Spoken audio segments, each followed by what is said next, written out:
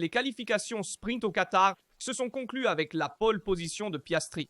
Nous avons vu les difficultés de Lando Norris, mais surtout de Max Verstappen en 6e position. En fait, allons tout de suite voir le classement ensemble. Nous allons commenter tous les scénarios. Nous devons bien sûr parler de l'énième exclusion en SQ1 de Lewis Hamilton, 18e, et nous devons bien sûr aussi parler du classement et des qualifications difficiles de Ferrari. Avant de commencer, je vous rappelle de laisser un like, de vous abonner et d'activer les notifications pour ne rater aucune vidéo sur la chaîne. Je vous remercie pour tous vos messages de soutien. Donnez-moi également votre avis, bien sûr, dans les commentaires sur tous les sujets que nous abordons dans la vidéo. Ceci dit, voici le classement avec Piastri qui prend la pole de cette qualification sprint. Cette qualif sprint, je l'ai déjà dit dans les vidéos précédentes cette semaine que Piastri pourrait revenir en force ici au Qatar. C'est l'un de ses circuits. C'est un circuit où il a toujours été performant. Il a toujours conquis le podium, même les années précédentes. C'est un circuit qu'il aime beaucoup. Il est à l'aise dessus. Et d'ailleurs, la chose incroyable que j'ai vue après qu'il ait conquis la pole position dans la qualification sprint, l'équipe n'était pas si contente. Je n'ai pas vu cette émotion comme si ça avait été Norris. L'équipe chez McLaren aurait été beaucoup plus heureuse de cela. Donc c'est un premier signe que le message a envoyé à Piastri, l'équipe est du côté de Norris. Peut-être que c'est vrai, et nous l'avons dit nous-mêmes à plusieurs reprises, que l'équipe préférerait Norris champion du monde plutôt que Piastri. Donc cette pole, oui, c'est bon pour McLaren, mais pas tant que ça. Il voudrait un autre pilote devant. La 2e position de Russell surprend certainement. 6e Verstappen en négatif, évidemment. 3e Norris aussi en négatif, c'est-à-dire parce que Norris pouvait faire mieux. Il a fait une erreur dans le dernier virage. 4e, Alonso surprend positivement avec une excellente Aston Martin, considérant que Stroll a été exclu en Q1, 16e. Et nous devons bien sûr parler de Ferrari. 9e avec Leclerc et 18e avec Hamilton. Une qualification difficile pour Ferrari et je veux commencer par là en analysant le tour de Hamilton. Je vais vous montrer quelques images de l'onboard de Hamilton parce que les gars, c'est évidemment le SQ1, donc ils ont fait le SQ1 et le SQ2 avec les pneus médiums et le SQ3 avec les pneus tendres. Continuons, car Hamilton avait un réglage légèrement plus chargé par rapport à celui de Leclerc qui avait un réglage plus léger. On voit très bien où Hamilton a eu du mal. Hamilton a eu du mal dans toutes les sections où il faut entrer fort dans les virages rapides. Là, Hamilton a eu énormément de difficultés comparé à Charles Leclerc, malgré le fait que Lewis Hamilton est un réglage plus chargé, ce qui aurait dû lui garantir plus d'adhérence à l'arrière. Malgré cela, si on regarde la partie finale du tour avec tous les virages rapides, on voit clairement que Hamilton a du mal à l'entrée. Il doit rappeler le volant. Regardez combien le volant est tourné. Pour des virages rapides, il faut avoir une seule entrée pour aller dans le virage. Et entrer dans le virage à haute vitesse, c'est le secret des virages rapides. Entrer fort et il n'y parvient pas. Regardons un peu avant toute la séquence de virages rapides ici, car c'est très intéressant. Regardez comment Hamilton entre ici, un peu de sous-virage. Vous voyez qu'il n'arrive pas bien au point de corde. Regardez comme il le manque. Ici aussi, il n'arrive pas très large, il n'arrive pas à utiliser toute la piste. Regardez ici, il doit rappeler le volant, ce n'est pas précis et il n'entre même pas trop fort. Continuons et regardez ici aussi, encore un peu de sous-virage. Regardez combien de volants il doit rappeler. La voiture ne tourne pas, n'arrive pas bien au point de corde, elle perd l'arrière. Vous voyez qu'il fait quelques corrections et n'arrive pas trop large. Il pourrait mieux exploiter la sortie. Eh bien, le point où il a le plus de mal est précisément à l'entrée du virage à Hamilton. C'est-à-dire qu'il n'arrive pas à gérer la voiture ici, il va aussi un peu trop large dans ce cas, en utilisant trop le vibreur et en touchant le fond. Et dans cette partie du circuit, qui est finalement le dernier secteur, Hamilton a énormément de mal par rapport à Charles Leclerc. En fait, je veux commencer par la télémétrie, même si d'habitude je la laisse pour la fin, mais c'est très intéressant comme le rapporte Federico Albano, cette différence entre Leclerc et Hamilton avec les différents réglages, Leclerc plus léger, alors que Hamilton est plus chargé malgré. Cela, regardez dans la partie finale où tout l'avantage augmente. C'est-à-dire, excusez-moi, tout le désavantage de Hamilton augmente dans le dernier secteur et justement dans les derniers virages, les derniers virages rapides où Leclerc a en moyenne 5 km par heure de différence en faveur de Leclerc et au détriment d'Hamilton, même dans la trajectoire. Regardez comment Leclerc parvient à apporter plus de vitesse à l'entrée et dans la trajectoire. Et cela fait une grande différence, dans ce cas même à la sortie. Vous voyez ici comment Leclerc est constamment plus rapide que Hamilton dans le reste du circuit. On voit que Leclerc arrive avec une vitesse de pointe plus élevée ayant un réglage plus léger et à la sortie Hamilton essaie de répliquer Leclerc, mais il perd beaucoup en entrée et même en accélération si on veut. Leclerc parvient à faire mieux qu'Hamilton. Hamilton qui a également déclaré « Maintenant, je vais vous montrer ce team radio. Disons qu'il est devenu important dans ses qualifications sprint. » En effet, Hamilton dit « La voiture ne peut pas aller plus vite que ça. » Voilà, eh bien, ce n'est pas vrai. Leclerc l'a prouvé. La voiture peut aller plus vite ainsi et Leclerc, à mon avis, a fait la différence en arrivant 9e dans ses qualifications sprint car la Ferrari au Qatar a eu du mal de manière dévastatrice. C'est un circuit vraiment, à mon avis, opposé aux caractéristiques de la SF25 car c'est un circuit où il faut beaucoup solliciter le volant, de nombreux virages qui reviennent en arrière, de nombreux virages rapides qui sont les points faibles de la SF25, surtout avec les pneus médiums, avec les pneus tendres. Il a essayé de faire un peu la différence. Il faut dire que les écarts étaient minimes, car de la 5e place de Tsunoda jusqu'à la 9e place de Leclerc. Ils étaient en 11e, donc de la 5e à la 9e, ils étaient en 11e, et Leclerc a fait la différence par rapport à Hamilton. Les gars, car Hamilton a vraiment eu du mal de manière dévastatrice. D'ailleurs, à chaque fois on arrive à la dernière tentative en Q1 pour faire le tour, mais on n'arrive pas à faire un tour propre avant. C'est un problème parce que Hamilton arrive toujours à la fin pour faire le bon tour qui devrait lui permettre de se qualifier. En ce cas, cela l'a laissé exclu en 18e position. Et quand tu arrives à la fin pour tenter, tu as aussi plus de pression. C'est plus difficile de faire le bon tour pour te qualifier. Tu vois que Leclerc était déjà plus ou moins qualifié, puis il a aussi réussi à s'améliorer et est arrivé jusqu'au Q3, au SQ3. Donc c'est aussi dommage qu'Hamilton arrive toujours à la fin en essayant de faire le bon tour, car ensuite tu as plus de pression sur toi et il est plus probable que tu commettes des erreurs. Cela dit, la voiture avait-elle le potentiel de faire mieux qu'Hamilton? Oui, le réglage d'Hamilton n'était probablement pas idéal, même s'il a souvent préféré, a toujours voulu choisir un réglage plus chargé plutôt qu'un réglage plus léger. Dans cette saison où il ne se sent pas à l'aise avec cette Ferrari, et je vais aussi vous montrer une statistique assez inquiétante.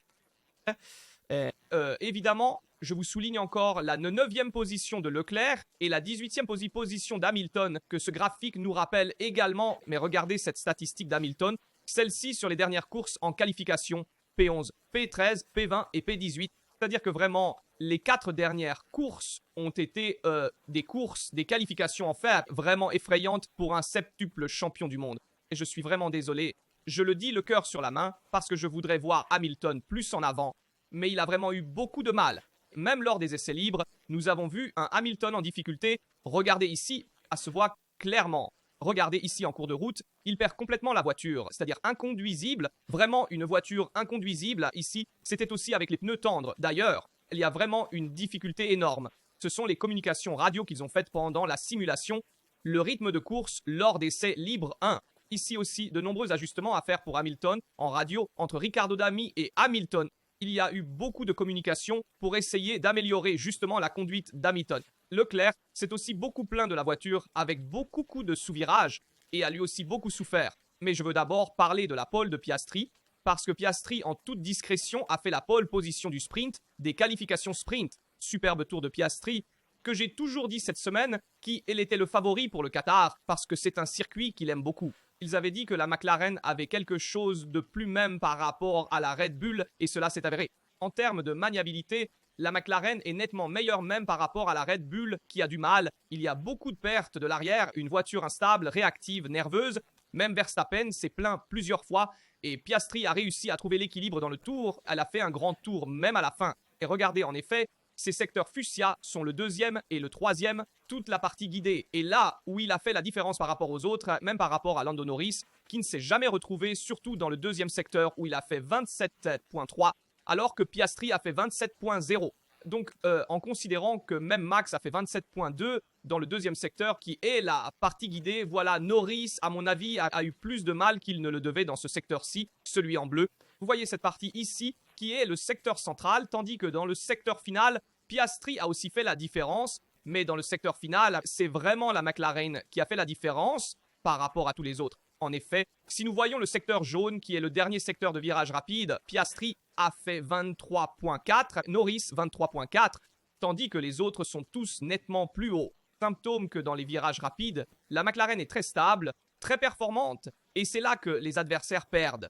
Très probablement à l'entrée du virage, en y allant avec agressivité, à voir. Sentir la voiture en main si nous voulons avoir un arrière stable qui tient, puis qui a de l'adhérent. Voilà, sur cela, la McLaren est nettement supérieure à tous les autres. Et ce n'est pas la première fois que nous le voyons, même dans les simulations. La McLaren était donnée favorite sur ce circuit, justement au Qatar, et je veux aussi vous montrer un instant l'erreur de Verstappen ici.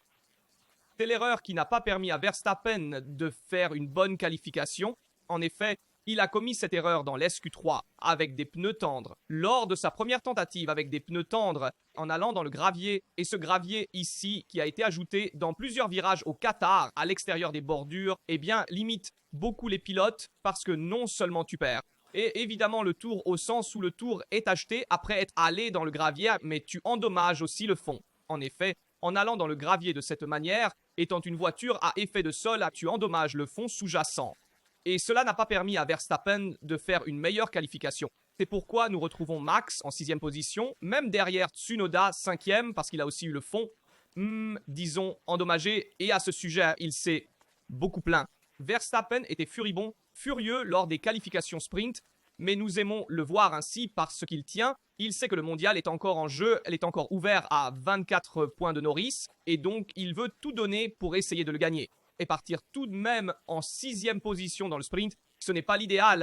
Elle est certaine que dans la course sprint, il y a peu de points en jeu, donc ce n'est pas, disons, le principal terrain de bataille, ce sera plutôt la course de dimanche. Mais attention, car la course sprint a aussi son importance, et selon moi, il sera important de voir comment Red Bull changera le réglage en vue de la course de dimanche. En effet, je rappelle qu'ils rouvriront le parc fermé après la course sprint avant les qualifications normales. Et là, Red Bull changera certainement le setup de Max de la voiture de Verstappen. Attention, car nous pourrions retrouver un Verstappen plus fort parce qu'il arrive très souvent que Red Bull, entre le samedi et le dimanche, lors des week-ends avec la course sprint, parviennent à trouver le bon stop, à faire ces modifications qui leur permettent de faire ce pas en avant, surtout pour Verstappen, pour être plus compétitif.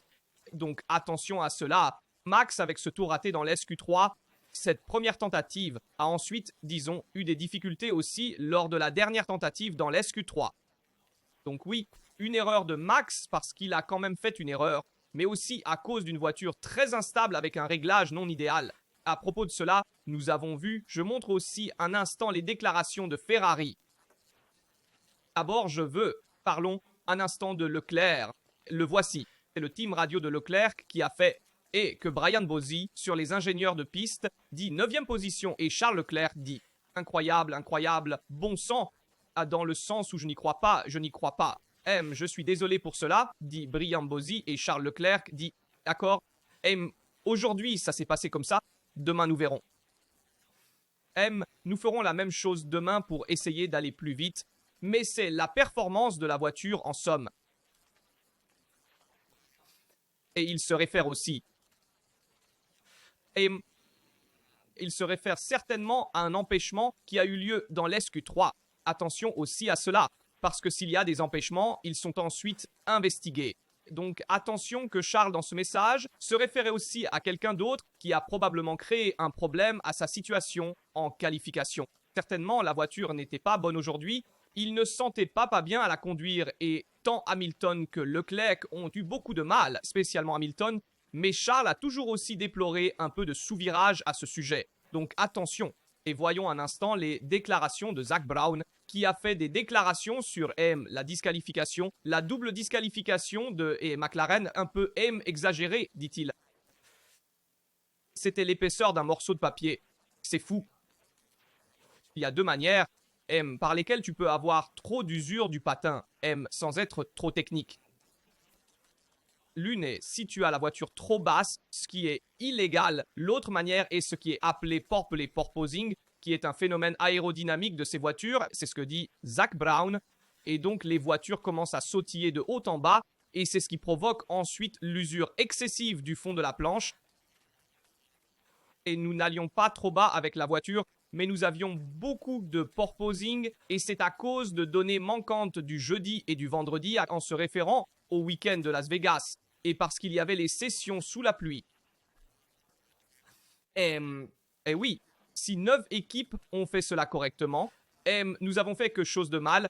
La FIA a regardé cela parce qu'ils ont senti qu'il pourrait y avoir la possibilité d'infliger une pénalité. Mais c'était un peu exagéré du point de vue de Zak Brown et j'ai beaucoup aimé la réponse du docteur Hobbs qui dit